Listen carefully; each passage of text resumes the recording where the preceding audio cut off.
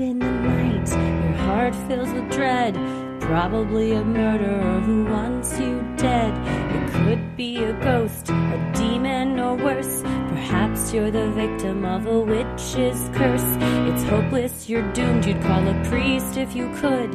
You'd rather just listen to who? Sinisterhood.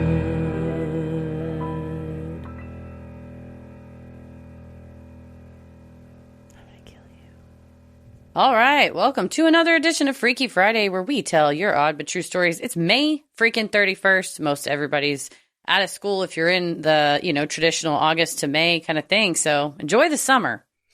Well, I'm going to be honest about something. And I thought it was June 1st. I forgot May had 31 days. So news to me. We got one day left in May. Was that April Ludgate on Parks and Rec? She's like, 30 days has September, March, June, and November. They're like, nope, you skipped one. No. Is that when she puts all of Ron's meetings on that day? March 31st. She's like, it's a fake day. So May 31st, I'm declaring it's also a fake day. So if you have stuff to do today, it doesn't exist. You're allowed to have the day off. Now, if you were born today, you may not exist. No, you weren't. What is existence? Ask yourself that. Ask yourself that. I mean, that's what we ask ourselves when we stare up at the moon at night and go, hey, what is it? Are we all going to be here? Are we going to have this moon for the next 20 years? Yeah, it's a very depressing show that we're taking on the road. We just all ponder our own mortality. You learn this moon's been here, baby, and it's not going anywhere. Hopefully not. Not at all. Well, you can learn about that and many other dark, mysterious, spooky things on our full moon energy tour. We're going to be in Charlotte and Raleigh on June 11th and 12th, then Cincinnati, Cleveland, Toronto, Kansas City, Oklahoma City, San Diego, Phoenix, Las Vegas, and rounding it out in Dallas. What else do they get to learn on this show that's only our tour show? We don't do this show on our main feed episodes, so you can only hear about it if you come to the show. Yeah, you guys know it's all about the dark side of the moon, what lurks up there, what really happened on the Apollo missions, how it got there, where it came from. McGruff will be there, so much more. For all the details, including dates, times, venues, and more, visit sinisterhood.com/live shows and get your tickets before they're gone. Yeah, McGruff will be there. Oh, he will. Oh, will he? Paris made a new promo for us for the tour to just show how much fun we've been having on stage and how much fun folks have had in the audience. And he said, is Tommy all right that I included the footage of McGruff kind of getting close to Christy back there? Because then he said hashtag Browns before Hounds, which was very funny. It's, I like it. And I appreciate the solidarity that really it's all of us against McGruff. I mean, None of us are safe. We can't help ourselves. Well, McGruff is locked tight right now in the tour suitcase, I guess, unless somebody wants him for a cameo. So yeah, he's in my bedroom. I just saw him in there. He's hiding under the bed, waiting for me. He's waiting for you to go to bed. He's like, oh, I hope the power goes out so it's nice and dark. Yeah, McGruff's secret is McGruff loves all these power outages in DFW because he likes to lurk in the dark. With his little trench coat on and just flash people. It's perfect. That's exactly what the ad council that invented McGruff. That's why they invented him. It's for us to taint him someday. It wasn't to keep kids safe, to teach kids about stranger danger, don't do drugs. It was so we could take him on a tour and talk about how he's horny for me. Yeah. And also that he's a bad boy now. Oh, yeah, he is. He's taking a turn. It's his retirement. That's what we always say. That's McGruff for you. He's taken a bite out of crime, but some folks have had a brush with true crime. This week, we have quite a lineup of stories. My goodness. This week, we jaw-dropping stories. I mean, we always have a lineup of stories that are great, but these, you always say to run the gamut, but really this is stuff that isn't things a lot of stories we get and we're like, oh yeah, that's happened to a lot of people. But some of these I feel like are unique experiences and they're very creepy. So creepy and near misses as well. So thanks to everybody always who sends them in, but these ones as well. Yes. Well, I'm Christy. I'm Heather. And let's get freaky. This first one is from Lynn. It's called Uninvited Guest. And content warning, there's a brief mention of attempted suicide. Hey, I'm writing from Canada to say that I love what you do and endlessly appreciate the care you put into your work. I know you've heard this all before, so I won't get too long-winded. I just want to thank you for always balancing your humor and thoughtfulness with such grace, no matter the subject. On to the story. To begin with a little context, I'm an only child and my parents traveled often. They had me late in life and were very much of the school of thought that kids should be more or less left to their own devices as long as nothing caught fire.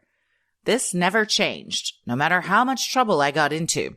And I got into a lot of trouble, much of which involved two old men with volatile tempers and obsessive personalities. In my teens, I had a pretty volatile temper myself, and I always managed to convince myself that was something I needed. I would tell myself that being able to, quote, handle men like that made me tough. Looking back, I definitely had reasons for thinking that way, few of them good, but I digress.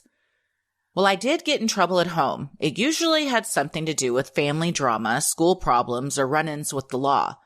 Whatever turmoil was going on in my social life didn't tend to follow me home because I was rarely ever there. This story is about the first time it did. When I was 14, we moved into a new house. It wasn't anything crazy, but it was big enough that there were definitely a couple of rooms that never really got used. Oftentimes, no one would enter them for months at a time. We also had an alarm system, which even when disarmed, would beep every time a ground floor door or window was opened. Oftentimes, it would beep seemingly at random if one of the windows wasn't shut properly and the wind blew particularly hard. Normally, I didn't worry about it, but whenever my parents would go away and I would come home to house sit and take care of the pets, it would bother me a little. The first few times I was staying alone in the house, I'd check the doors, windows, and empty rooms whenever the alarm beeped unexpectedly. But it happened often enough that eventually I just got used to it and assumed that if someone was really creeping around outside of the house, or even inside of it, the dog would start barking. When I was 15, my parents left to go camping for a couple of weeks and took the dog with them. I came home as I usually did to look after the house and the cat. I was in the midst of a pretty messy breakup with a guy named Braxton, who was 23 at the time, and it felt like it had torn my whole social circle apart. So I was actually looking forward to getting away from everyone for a bit. The first couple of nights were fine, and then I started noticing some strange things going on in the house. Or in my head. I wasn't sure which. Lights were turned off that I could have sworn I'd left on. Doors were left open that I remembered closing. There were small things I was so sure had been moved from where I last saw them, but I couldn't be 100% certain. All in all, a lot of things that were noticeable enough to make me nervous when they happened as often as they did, but too small to really do anything drastic about. I'm a pretty proactive person, so I decided that before I let myself get scared, I would figure out if there was anything even to be scared of in the first place. I started taking pictures every time I left a room. A bit paranoid, but it worked. I was not imagining things.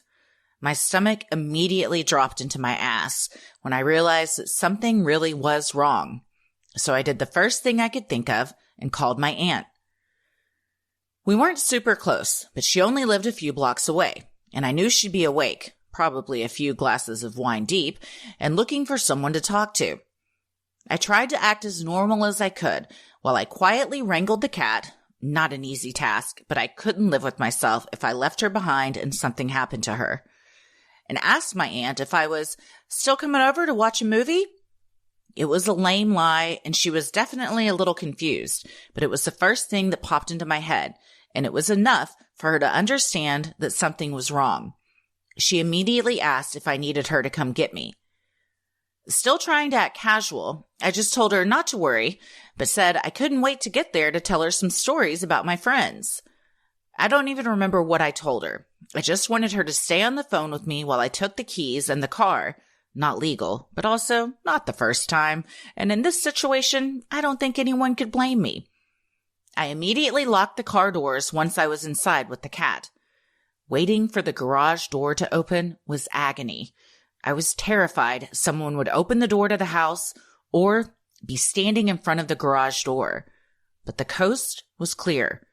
Unfortunately, our driveway was also gated, and it happened to have the slowest motor in existence. While I was waiting for the gate to open, I'd stopped talking, only answering my aunt when she asked if I was still there. Nervous, I checked the rearview mirror, and to this day, I could swear my heart stopped.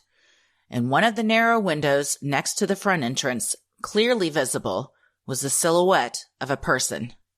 The window was made from textured glass, so I couldn't make out any precise details, but it was more than enough, and I immediately took off and clipped the gate on my way out, knocking the side mirror off the car and leaving a pretty significant scratch along the passenger door.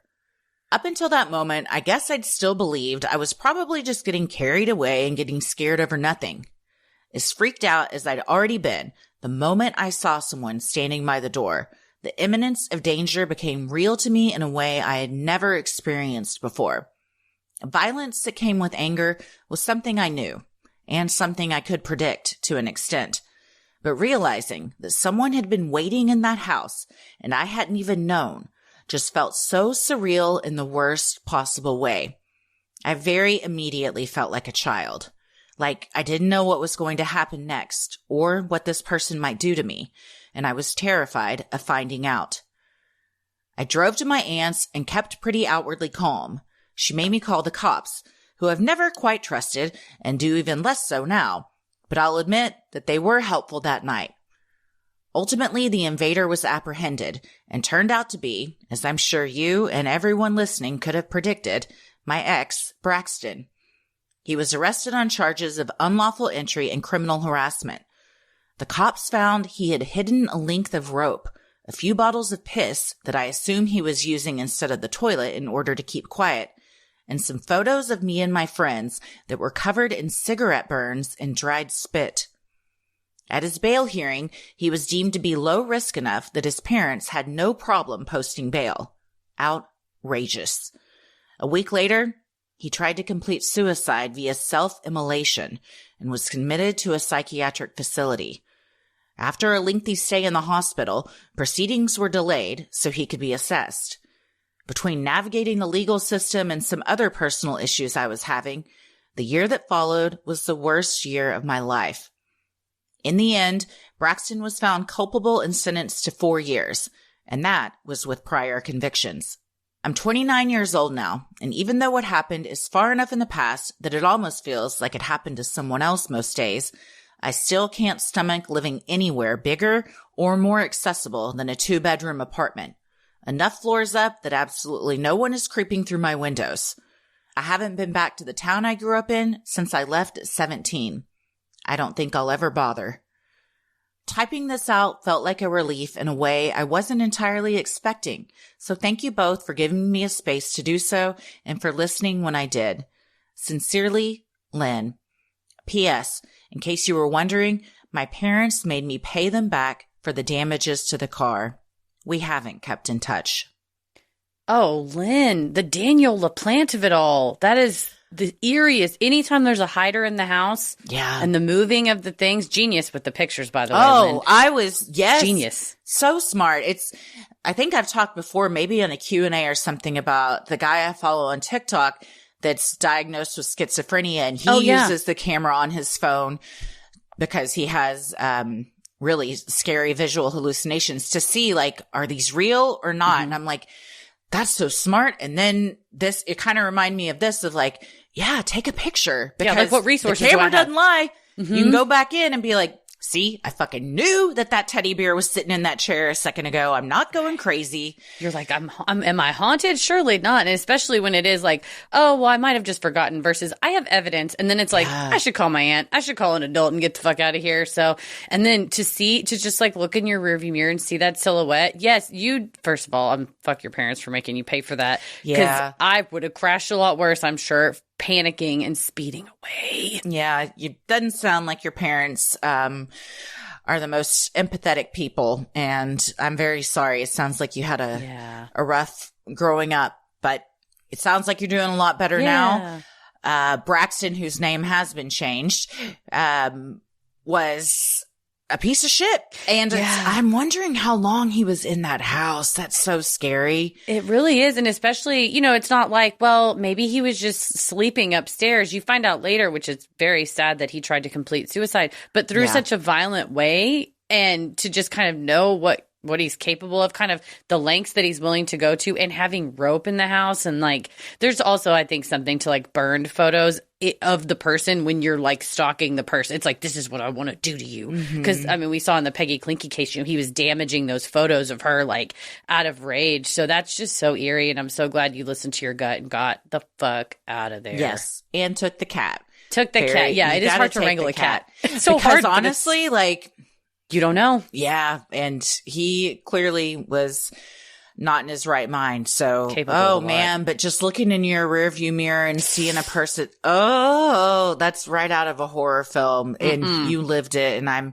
so glad you got out of there safe and that he got some time for it. I hope he also got the help he needed for his mental unwellness. Yeah, for everything. And I'm glad this, it felt like a relief getting it off your chest, sharing it and stuff. And that's why we like to do this Freaky Friday, is give an opportunity, because I'm not guaranteeing it, but it's highly likely that somebody's listening and is like, oh my gosh, even if they don't send their story in, they feel seen or heard by you. So thank you for your generosity, Lynn. Yes. Thank you so much, Lynn. Sinisterhood will be right back. Well, one thing they don't tell you after you have kids is that your hair is going to change a lot. It's going to get thinner. It's going to start shedding a lot more. It can change textures. There's just all these things. And it can often take like years for your hair to get back to how it was beforehand. But now we've got Nutrafol on our side. So it doesn't have to be this long, daunting journey. It can be much easier with the #1 dermatologist recommended hair growth supplement, Nutrafol. Nutrafol is the #1 dermatologist recommended hair growth supplement, with over 1 million people seeing thicker, stronger, faster growing hair with less shedding. Your hair is never just about your hair, and Nutrafol knows that. That's why Nutrafol takes a whole body approach to hair health, addressing the problems inside to help hair grow on the outside, supporting your lifestyle, not just your hairstyle. Yeah, and it also, stress, I've had that happen, especially like working, you're like, I'm shedding so much? How did this start to happen? I didn't have these issues before. I know. And skipping meals, just busy lives, not eating well. There's a lot of stuff that can cause it. Burning through my hair with a bunch of hair tools. Whoops, that's on me. But you'd be like me, take the first step to visibly thicker, healthier hair. For a limited time, Nutrafol is offering our listeners $10 off your first month subscription and free shipping when you go to Nutrafol.com and enter the promo code CREEPY. Find out why over 4,500 healthcare professionals and hairstylists recommend Nutrafol for healthier hair. Nutrafol.com, spelled Nutrafol.com, promo code CREEPY. That's Nutrafol.com, promo code CREEPY. Well, this next one is from Dee Dee, and it is called The Time My Dog Saved My Life. Hey ladies, love the pod. Y'all keep me sane. I have 2 stories to share. The first is about how my badass dog saved my life. If you want to hear an Appalachian ghost story about how my dead hippie mother-in-law helped out at our wedding, let me know. Side note, yes, please send that in. For sure. Dee Dee writes, late one hot summer night, I was out walking my dog, Teddy. He kept pulling toward a dark part of the park and making a deep, scary growl, completely out of character for our normally easygoing pup. And then it happened. A hand reached out and grabbed me. I could feel how rough and scratched up his hands were, and I could smell nasty cologne. Maybe skunk pee mixed with cigar smoke? Gross. My normally sweet, never hurt a fly dog switched into full-on attack mode. He was snarling, biting, and jumping to make the guy let me go. I screamed, Teddy, home! And off he ran, dragging me behind him as I held onto his leash. We're not big law enforcement people, but our local police were great. They got to our house in just a few minutes and immediately scoured the park. Here's the really frightening part. They found a backpack with rope and duct tape on the park path right where the guy grabbed me. I know a kill bag when I hear it. Yikes. The police came back the next day to check on me and brought Teddy a bone and an honorary canine badge. The police arrested a guy a few months later for trying to grab a woman in a neighborhood close to ours. I don't know if it was the same person, but I bet Teddy could have picked him out of a lineup. Teddy kicked some major ass that night, and I'll be forever grateful. Sharing a pic of my hero Teddy, who passed away in 2021 after a valiant fight against an autoimmune disease. May he get to roll in every mud puddle in doggy heaven. Oh, bless Teddy. Sweet Look at face. that face. Oh my goodness, what a sweet boy he is. A hero. A fucking hero. Truly. How sweet is it that the cops were like, Get him a good bone. boy, Teddy. You're an honorary canine member and a bone. But for real though, like dogs can sense things we don't. There was another Freaky Friday where in the woods too, the dog was like, nah, we're not going that way. And then later they found out there had been like a murder not far from where they were. Dogs, we don't deserve them. We don't deserve them. When I walk in Buffy, for real, if there's a person and she's like, because she normally wants to be everyone's friend, and if there's a person that she avoids or is like pulls away from, I'm like, let's cross the street. I'm fine with that. And yes, I think you are very correct, Dee Dee. That bag was not, he didn't have rope because he was going to go fix swings at the swing set, and the duct tape was like, fix the slide. Absolutely not. That was, you're right, a kill bag. Somebody hiding in the woods, snatching women with a bag like that. We know what they're using it for. Yeah, that's so scary. You can just be walking your dog and the next thing you know, somebody's trying to get you. True. Well, bless you, Teddy. Trained Teddy well. He knew to protect you and knew what home meant and got you out of there. That guy did not know what he was up against when he was like, oh, that's a tiny dog. Yeah. Surely it won't put up a fight. Don't you fuck with Teddy. You don't even know Teddy. You can't underestimate Teddy. Teddy's got the sweetest face, but that sweet face means he loves his owner very much, which means he's going to get him. So I agree, Dee Dee. He's getting every mud puddle and unlimited bones forever across that rainbow bridge. Sweet boy. Absolutely. Also, he's probably like the coolest dog in doggy he's heaven got stories. Because they're like, oh, you got an honorary canine badge? That's awesome. You saved your owner's life? Shit, Teddy. Can we sit at your table for lunch? Yeah, he's a cool kid. He's definitely the cool kid. Well, thank you, Teddy, and thank you, Dee Dee. We're so glad that you stayed safe. Heather, your daughter's written in. Hello, sweetheart. Thank you. This is from Anonymous, and Anonymous writes, the time I stood up against dick pics. Hello, Mother. Hello, Auntie. Christy, is it okay to call you Auntie? Yes. I'll save the mushy bits for the end and jump right into it. About 10 years ago, I worked for a man I'll call Dick. Dick was in his 50s and firmly believed in misogyny. Dick had a habit of chasing his Ambien with liquor. Dick would then text low-level female employees to invite them to his lake house and would often include a dick pic. He thankfully never sent one to me, but I was friends with several women who did receive these messages. One employee tried to turn him in, but it backfired on her. Dick was, quote, well-respected in our field, and this employee had a reputation of being a, quote, crazy party girl. She was effectively blacklisted and couldn't advance her career. Outside of Dick's dick pic, the dude was just a straight-up dick. He loved to intentionally only speak to my male counterpart and would often pretend I wasn't in the room at all. The year I worked for him was one of the worst years of my life. Eventually, he kicked me out of his area by writing a letter to the big boss, complaining about me and how I never wore makeup or high heels. Should I mention that my past employer was a huge fan of the, quote, good old boy system?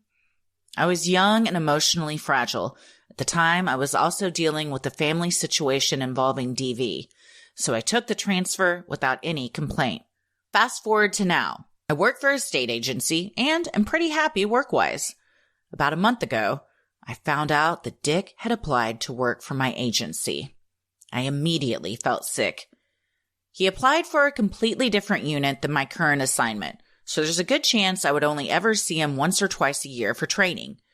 I tried to rationalize that it wouldn't be that bad, and surely I was over how he had treated me, but it just kept eating at me. I have had zero contact with this man in the last decade, and I have no idea if he still had a photography hobby. I felt so conflicted about saying something to my agency about Dick's past indiscretions. I just so happened to be binging a bunch of y'all's episodes, and the thought hit me. What would Heather and Christy do? I immediately heard Christy yelling, well, he can fuck off. And Heather sternly saying, I can tell you what we're not going to do, and that's let this nasty man send his dick to anyone else. I went to work the next day and spoke with one of the supervisors. Thankfully, this male supervisor was extremely appalled and immediately put a stop to Dick's hiring process. I had to give a more detailed interview to the guy that does background checks, and after a couple of days, I was told they officially declined to hire him. The immense relief I felt cannot be put into words. I knew that there would be a chance that I wouldn't be believed, or that the severity might be downplayed. But it wasn't. I was thanked for coming forward. I just want to say thank you. I grew up in an abusive household and often struggle with a little voice in my head being a toxic remnant of my childhood. I've started making a conscious effort to adopt new little voices, and y'all have made the cut. It's been a beautiful experience to have such kind and supportive voices to drown out the negativity. Whether you realize it or not, you make a difference. Sending you all the love and positive energy, Anonymous. P.S. I've included a picture of my daughter and the very pink cabinets in what will soon be her bathroom. Life is too short to have boring cabinets. Well, tell her grandma approves. Those are great cabinets.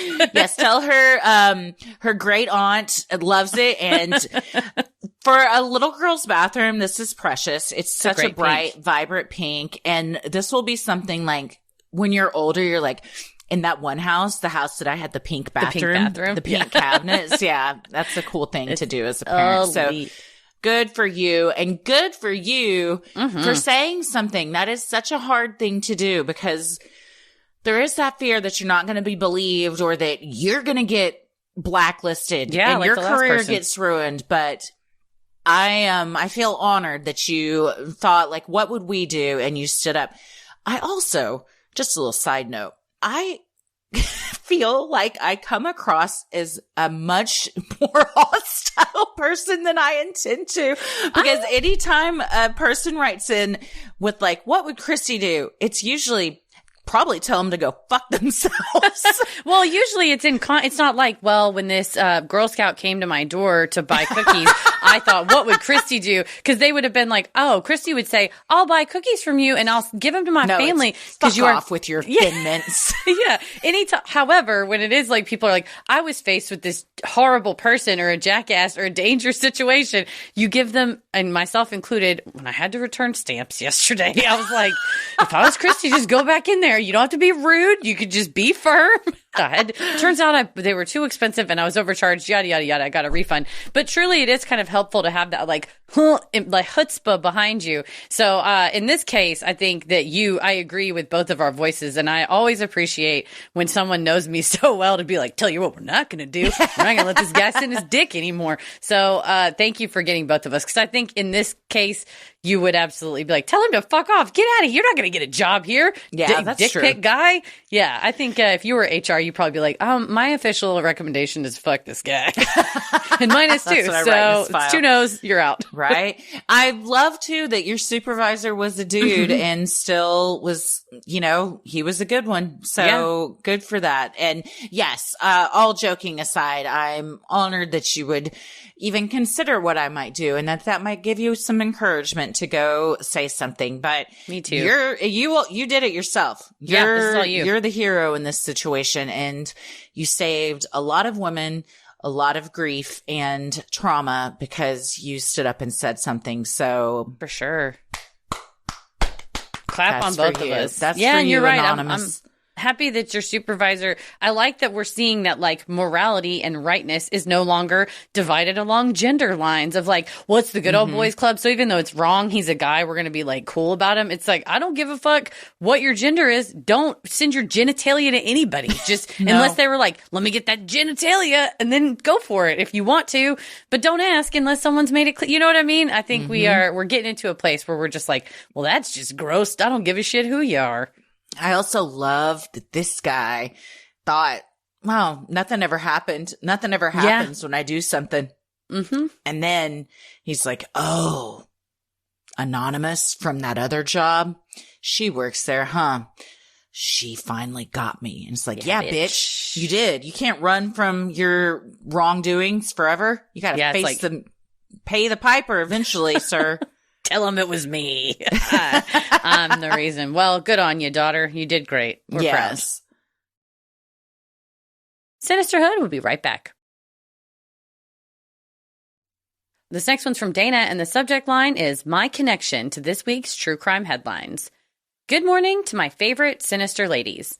When I heard this week's true crime headlines, I knew I had to write in. Directly after college, in another lifetime, 12 or so years ago, I worked as an assistant store manager for a large clothing retailer in Indianapolis. Before I got a permanent store placement, I bounced around to help out different stores. After my first few days at one of these new stores, we were in a manager's meeting speaking about one of our associates, when someone looked at me and said, well, you know who his brother is, right? I'd only met this particular associate once or twice, a quiet, older gentleman. Didn't seem to respond well to authority, but then again, who wants to listen to a 23-year-old? But his brother was none other than Herb Baumeister. At the time, I'd never heard of him or the cases connected to him. He died when I was 7. But naturally, I spent the whole evening going down several rabbit holes. I definitely think this sparked my interest in true crime, although I had been watching Unsolved Mysteries since I was a child. It was so odd to be in contact with someone whose family had caused so much pain.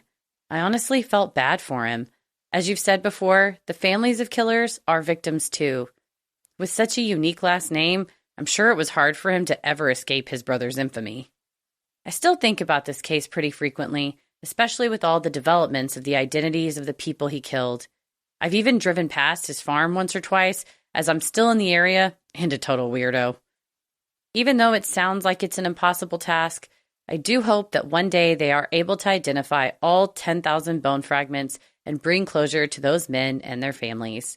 Thanks for reading. Keep it creepy, Dana. This is a case that's currently going on in the news because 10,000 bones have been found on the farm and they're slowly identifying things. Yeah, one by one, the county coroner has asked if anyone had a loved one go missing in Indianapolis in the late 1980s, early 1990s when Herb Baumeister, they called him the I-70 Strangler. There's different names for him, but they found such a significant amount of human remains on his farm out there. If you have not been, following that or you haven't seen those headlines, and they're asking for familial samples to try to cross-reference them and even identify victims because they don't even know how many victims that comprises. They have a list and then they'll identify a body and go, well, that wasn't even on our initial list. So the list is now longer. But you're right, Dana, that last name is especially in Indianapolis because this was just out. The victims were in Indianapolis and then his farm's just outside of it. It's like that's a rough one. Yeah, that honestly, you don't want to have to deny your own heritage, but I might go and change my name if that was the case. It's just live somewhere else. That is so distinct and everyone there knows about it.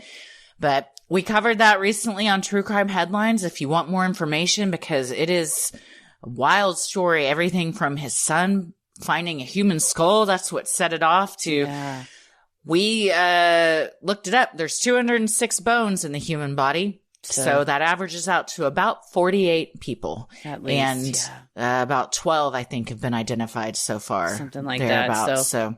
But yeah, you're right. That's an eerie thing to be just that close to someone and just go, man, you're like, we all read about it in the news, but this was your life. And like you said, nobody likes to listen to a 23-year-old. So he had to deal with that too. Well, you think, is he just the way he is because that's him and he's also got some problems? Or is it because of all the trauma he's endured being the brother of a serial killer and that, I'm assuming, fucks you up? Yeah, I can't imagine everybody's clamoring to hang out with you and be your best friend when you're a Baumeister in the Indianapolis area. So that is very tough. But agree with you, Dana. It sounds impossible, but I hope one day there will be every single fragment will be accounted for, and I think that's what they're working towards. All the crews that are working on that. So Godspeed to them, and If anybody, like I said, had a loved one missing in Indianapolis around that time, look into it because they're asking for family samples. Mm-hmm. Well, thank you so much, Dana. Sinisterhood will be right back. This next one is from Corey, and the subject line is light as a feather, stiff as a board. Hey, y'all. Recent dish transplant to the DFW area, and I'm so glad I found your podcast. I'm a returning student, 47 isn't too old, in a radiology technologist program. At my hospital site, we attend 2 days a week with class and lab the other days. On Tuesday, my 2 classmates and I showed up, and one of the techs was eager to pull up an intake report from the prior weekend to show us. To summarize it, a welfare check was called on a man who was living temporarily at a hotel. He was definitely out of it, but seemed okay when law enforcement spoke to him, so they went on their way. 2 days later, another welfare call came in for the same man. This time, the police had to request entry when he didn't answer. The authorities heard water running, but the main room was empty. They found the man standing upright, naked, in front of the bathroom mirror, completely unresponsive to them. They attempted a sternal rub, administered both Narcan and Versed, and the man's condition remained the same. All of his vital signs were normal, except for high blood sugar, and they finally stood a backboard behind him to lower him down for the stretcher.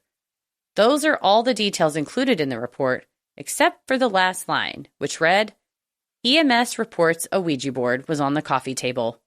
Insert screaming shocked face emoji here. No one had any follow-up information for us, and he was discharged by the time we were told about it, so I couldn't even do a quick walk-by, whistling casually as I pushed the portable x-ray machine down the hall and accidentally entering his room to see what the hell was going on. So, what do we think, ladies? Demon possession? Sleepover game gone wrong? Just the usual drugs are bad, okay, story? My best guess is drugs plus Ouija board plus scared himself in the mirror equals psychotic break. But who the fuck knows at this point? All I know is you couldn't pay me enough to work night shift on his floor, running the risk that he'd come running down the hallway, flipped over backwards on all fours, a la The Exorcist. Thanks for reading this. I love your vibes and appreciate all the research, compassion, dignity, and humor that goes into the work you do. Oh, man. This is, when I hear stories like this, we always want to thank our first responders. For sure. But stuff like this, I'm like, I'm just not equipped to deal with something like, this situation I feel like maybe, but there are many where I'm like, no, I'm not cut out for something like that. But when you can't get through to someone and they're just catatonic, but standing up, like, what do you do? And I guess the answer is you get a board and you lay him back and you take him out of there. But that's so scary to walk in and like, there's just, the lights are on or nobody's home or he's living something in his head. Yeah, it's like so eerie to have that non-responsiveness, but their eyes are open. You know, it's one thing if they're like collapsed on the floor and their eyes are open and that's non-responsive, or they're standing up and responsive, but like to be like standing up still, you're like, how are you able to support your body? But when I'm trying to interact with you, like, sir, are you okay? Is there only one entity in you? Is it just you, or is there like a demon and like what's in there? Or just being like, what else can we do? Because they're just like, well, we got to administer whatever drugs that we, think that might counteract what's going on here. And then when that doesn't work, you're like, I guess we just take him out of here and go test him. Make a note that the Ouija board's on the table. I agree that my best guess would be also drugs plus Ouija board plus scared himself into a psychotic break or some sort of, I definitely think drugs were probably involved, but what a scary place to be where you're on drugs, you're playing with the Ouija board by yourself, and then the next thing you know, you wake up in a hospital because you had some sort of experience in the bathroom. Right? You like freaked out at your own. There's like, I think, did we talk about that on an episode, or maybe we were watching something about it where like talking about staring at your own reflection for long enough? I think it might have been the Midnight Game episode, maybe, or something like that, where it really, you can like go into a psychosis from doing that, not to mention if you add drugs to it as well. But that is just overall such a for the people that had to walk in on that, it's kind of the worst, because it sounds like he was discharged a day or two later, so he wasn't, particularly, injured or whatever was going on. But that's the kind of thing that you tell your friends about that around drinks after work, like, well, I had to go and get a guy that did himself into a Ouija board spell up against the mirror, and he was fully naked, and I had to lift his light as a feather, stiff as a board, him out of here. Yeah. I recently saw a TikTok. I think I liked it, so we'll link it. But it was a group of adults doing light as a feather, stiff as a board. The guy was sitting in a chair, and there were 4 people around him, and they each, like, if you, like, put your hands together like this. Okay. Like if you were making a like gun a James symbol. Bond? Yeah, James Bond Like you're symbol, trying to do a picture with a gun, finger gun kind of thing with both hands together? So they put their index fingers that were together, like under his legs and under his armpits, and try to lift him. It didn't happen. And then the girl, it was like, the caption was like, this party trick convinces everyone that I'm some kind of witch. So then she was like, okay, everybody take your hands off. And now we're going to one by one go around. First, put your right hand over his head. And like everyone put their right hand over his head. And then in the same order, everyone went and put their left hand. So it was like stacking like this. And then in the same order, they took him away. And then she said, okay, now everybody put your hands back together and we're going to lift again on 3. And they straight up fucking lifted him out of that chair. What? And they all flipped out. Everyone in the comments was talking about the science of it, which I never understood as a kid. I don't know. We always played light as a feather, stiff as a board. It never worked though. But apparently the second time you do it, your body already knows the amount of like force that you should be using because you've already done it once, not even consciously, just like subconsciously. And also you've all now like collectively focused your attention into kind of one mind where you're like, okay, we're all going to be doing this at the same time. My body already knows I just did it. So it knows how hard to do it. And then that's why it works. Damn. I always wondered. That's what people said in the comments. I could be wrong.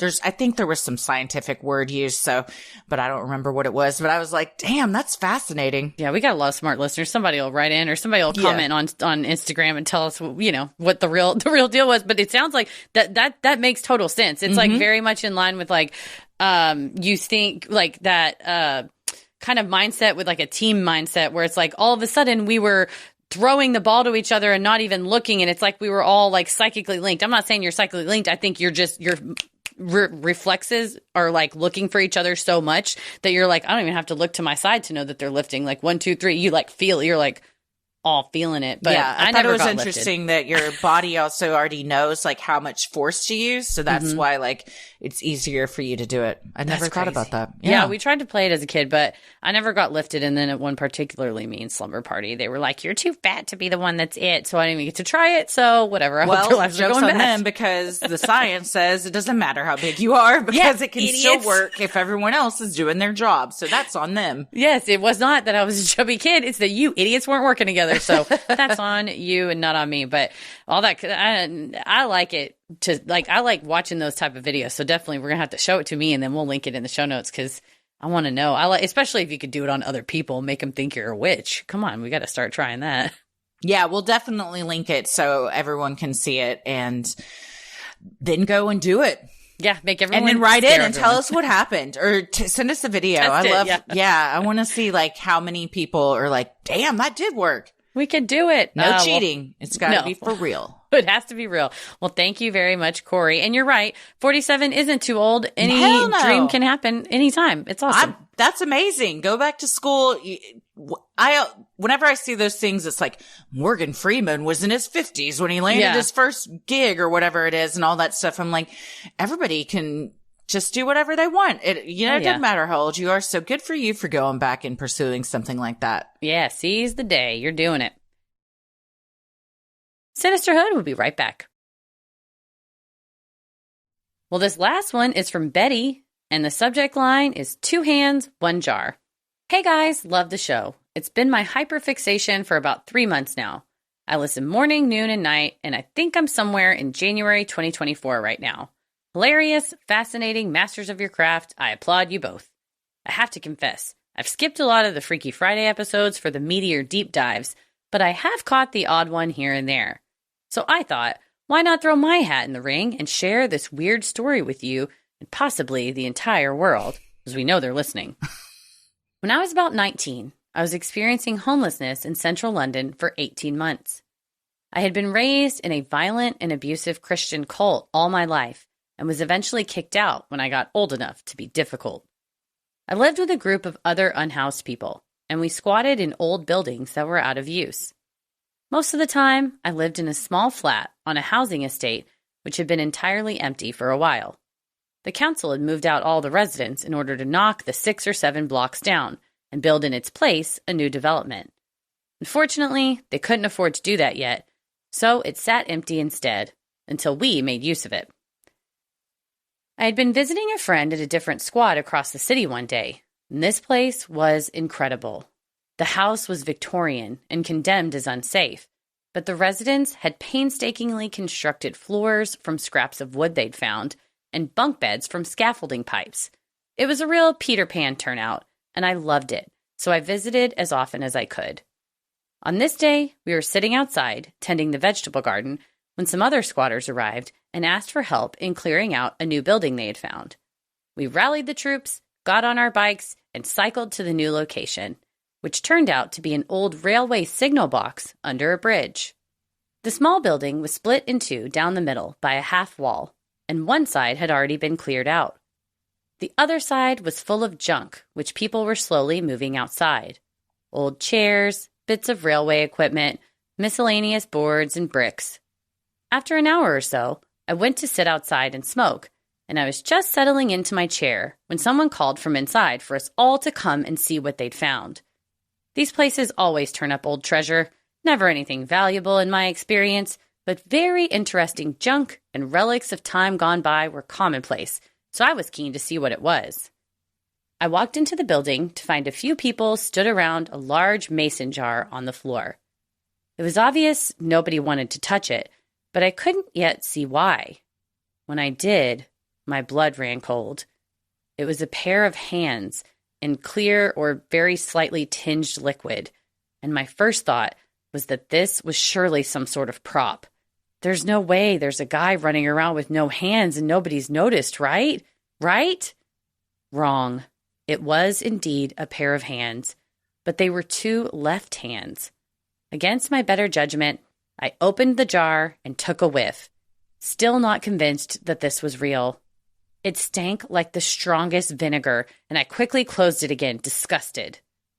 The skin on the hands was very strange. It was perfectly smooth. All the usual bumps and wrinkles you would expect to see on an adult hand were gone, and the fingers curled strangely, like a bunch of bananas, rather than bending at the knuckles. This only added to my suspicion, as surely if someone had made this, they would have gone to more effort to make it look like the real deal, assuming they, like me, wouldn't have much of a reference for pickled hands. As we turned the jar around, we noticed a label that read, "Thieves Never Prosper," with 2 years written below it. I can't remember exactly what years they were, but I think they were from the early 2000s. We all looked at each other, convinced now that this was the real deal, and shitting our pants over what to do. Did this belong to some mobster, a villainous Caped Crusader dishing out vigilante justice, or was it the property of an unhinged psychopath who could reappear to claim it at any second? We mulled it over through the night, and in the morning we were divided on whether we should turn it into the authorities or not. None of us had a great rapport with police, shall we say. Even those of us with no previous records did not fancy our chances given the circumstances. I will never forget the stinging irony of the police turning up to forcibly evict us at that exact moment. I have to say here that we are no strangers to aggressive and often violent evictions by the police. They did not view us as creative, ingenious, young, unhoused people just trying to survive in a harsh city that was not ready for us.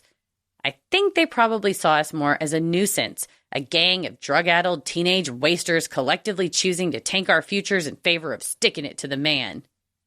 When we looked out of the gate and saw a gang of angry officers taking an angle grinder to the security chain, the matter was immediately and unanimously settled. There was no way they would not use this find against us. At least we thought as much as naive kids. So we wiped the jar down and secretly placed it back under the pile of junk it had come from. We then peacefully surrendered the building and disappeared into the early London mist. I've thought many, many times over the last 15 years about that jar. Who owned those hands? Who cut them off? Who put them there? Questions I will never have answered.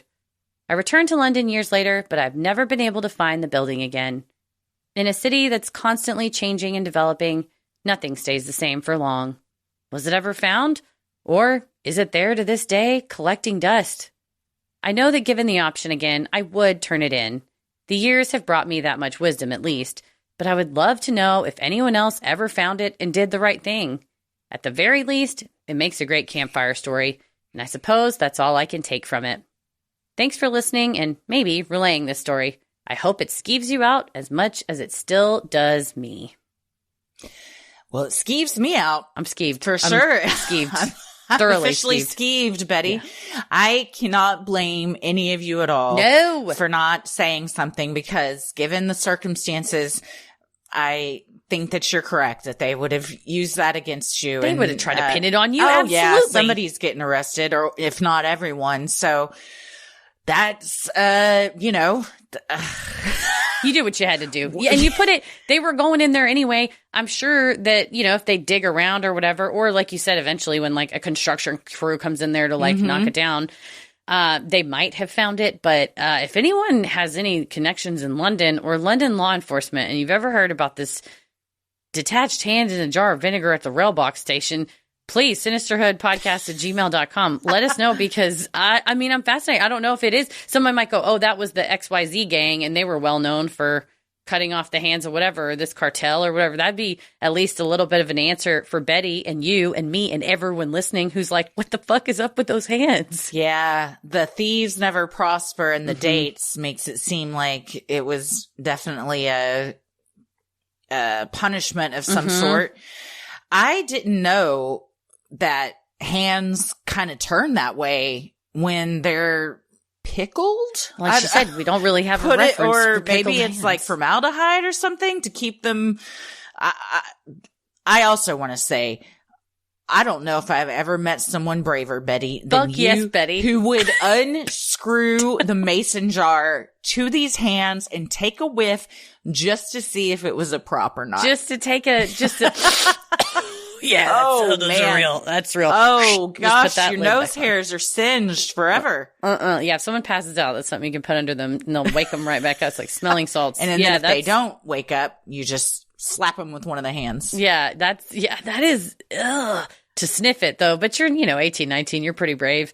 But I think that a person who's going to have a hand in a jar that they've clearly put there themselves. I don't know that it's probably like medical grade formaldehyde. So I imagine it could be vinegar. Like maybe they were like, that's why it looked like that. Funky looking. Yeah. It's not like a true wet specimen. And it's in fact, a homemade wet specimen. Oh, yikes. God, so then the fingers go a little weird. Change the way they call those things. The old wet specimen. Somebody come up with a new way to describe them, please. Wet. I hate it so much. Wet. Well, that is a great very campfire freaky. Story. Yes. And man, it's what a story. That's what I mean. Yeah. This is a very unique experience. Incredible. Other than the people that were there with you that day, this isn't something that normally happens to people. You don't just find a jar of hands. Two different hands, both left lefties, ones, mind you. Yeah, both which lefties. Begs the question: why the left both times? Were they wonder, left-handed? Maybe like you're forcing someone now to like use their non-dominant hand for things. Maybe so, or it's like I'll cut the left one off the first time you owe me, and I'll come back for the right one the second time you owe me. I imagine there's probably, like I said, if anybody has any insight into if this is like a common thing with like mafiosos or so, something like that, or cartels, because it does sound like that kind of brutal violence of. They're not going to call the cops on each other for stealing. They're going to do their own justice. So yeah, or it was someone that was working for them. Yeah, stole internally, Ironically. and that's how they're punished. But I would also be curious, once all of that was cleared out, if more jars were found. Right? It's like, I don't think you Did you just stop have at two. 2? Was it just the 2? Because I I don't feel think you like did. probably not. No. Once you've done one, I think, and then like You're willing to. a jar is only so big. So if you have more, then you might have a bunch of mason jars that you're Or an using. aquarium. What are you going to expand beyond that? A bucket. First you go bucket, then you go like a cooler, then aquarium. And then it's a pool, and they're like, "You got to stop, Heather. This is too many hands." And I'm like, "I'll tell you when I've had enough." But I agree with the not calling back then. I think you're right. If you find it as like an adult with agency and knowing to like defend yourself, but if you're a 19-year-old person experiencing homelessness at the time, like they're not going to come in and be like, "Oh, did you just stumbled upon this?" They'd be like, solved "Where's the the rest of the crime. body?" Good for you. We'll take you down right now and give you a parade. No, you're probably going to spend the night in jail at the very least. So if not, get convicted of some crime you never committed. or So someone you're doing all right. is. So and then it's like becomes a huge headline. Yeah. Unhoused teens find hands in abandoned building. Yeah, I think you're being kind with find. I think it would be like unhoused teens cutting off limbs, ? Where will they stop? And you're like, we didn't do that. We found it. It's like, we don't know that. And it's like, God damn it. So you did the right thing. You absolutely did. And yeah, I hope our listenership we have a broad base of folks that listen to this. So I'm hoping somebody's expertise will kick in and give us some semblance of an answer about this for you, Betty.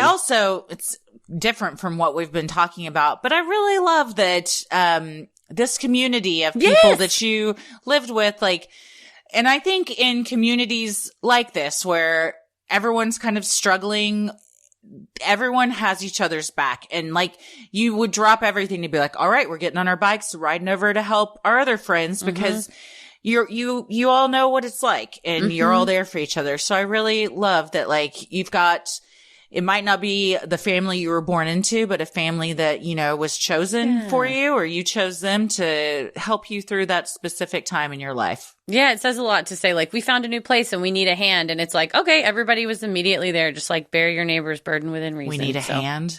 Oh, I'm sorry. I didn't mean that. I really apologize.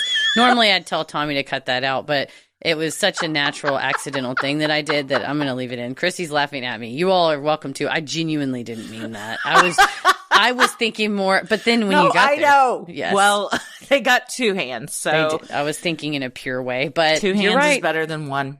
It's true. It always is. The other day, Ella was like, what if you cut off your hand and you just got the doctors to put a robot hand on it? And I was like, Welcome to the future. I don't know that I would want to do that necessarily. She was like, why? Genuinely was like, why wouldn't you want a robot hand? I'm like, well, this is my hand. I'm literally attached to it. So she's like, I'd get a robot hand. I'd get a robot hand to do all sorts of things. I'm like, well, this is the future generations, everybody. The singularity. Yeah, Gen Alpha's like, why do I have this dumb regular human hand when I can have a cool one that shoots lasers out of it? And you're like, oh my God, she said lasers. Hell yeah. She fucking said I would shoot lasers out of it. And then I was like, well, that would be cool if you can just shoot lasers out of your fingers. I love that kid. That's so funny. Well, y'all can go to wherever that's going to take place in the future and get your robot hands together.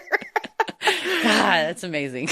Well, thank you so much, Betty, for sending that in.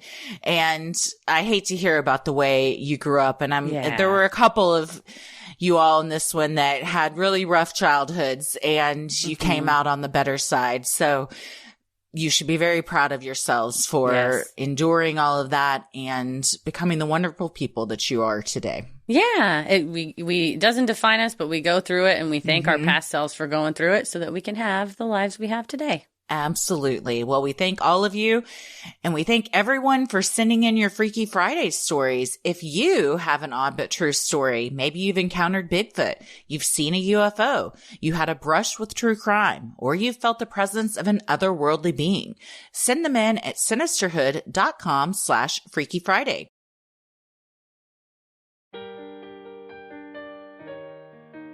If you like our free episodes, you'll love our Patreon bonus content. You can join for free to see what we're up to next, and you also get an archived bonus content once a month just for signing up for free. Or you can join one of our tiers and relish in over 900 hours of bonus content. There's also the true crime headlines that was mentioned recently. Yes. There's a Judge Christie that's up there. We're about to release a new mini-sode. There's all sorts of stuff. We also have this week's bonus content is Heather Saves, because I've come across some things that don't file quite into anything else. And I'm like, I got to talk to Christy and the patrons about this. So, and you're going to listen to this after the live stream is already over, but you can check out the on-demand replay of our Thursday night live stream. So check that out over on Crowdcast as well through Patreon. Yes, it's our Q&As are always such a fun time, and as are the live streams, everything. And anytime we're involving the patrons in the chat, it's a good time. It's you get a ton of perks. So much so that they have now created buttons. Yes. So at the live shows, they have chat crew buttons with cryptids on them, so they can all identify each other, because, you know, everybody has like handles and whatnot. Mm-hmm. So it's so very sweet and endearing. We just have the best community of listeners on the whole internet. I agree. Well, you can head over to Sinisterhood.com and click shop on the top banner to check out Sinisterhood merch like t-shirts, mugs, totes, stickers, and even clothes for your kiddos. The kid I was just saying I love so much. Another reason she loves the Flatwoods Monster and has designed our Believe and Be Kind Flatwood shirt, which comes in adults all the way down to kid sizes. So share it with the favorite kid in your life. And don't forget to use those Patreon discount codes to get you a deal both on regular and clearance as well. Absolutely. While you're on our website, you can also review the show. We make it super simple to leave us a review. You can also follow us on socials and check out the episode description. You'll also find fun things like topic-based playlists and links to all those live shows for our full moon energy tour. You can follow us on Instagram and Threads at Sinisterhood Pod. Like us on Facebook at Sinisterhood. You can watch video episodes on YouTube. They drop early and ad-free on Patreon. We also have other kinds of fun clips. Sometimes we go live on YouTube too.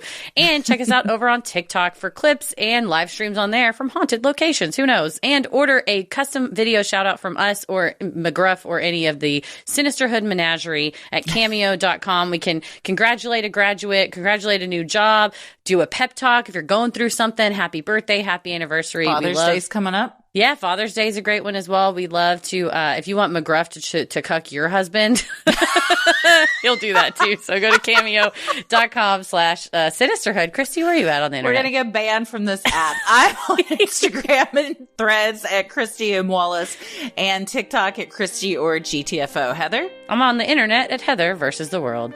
As always, the devil rules the airwaves. Keep it creepy.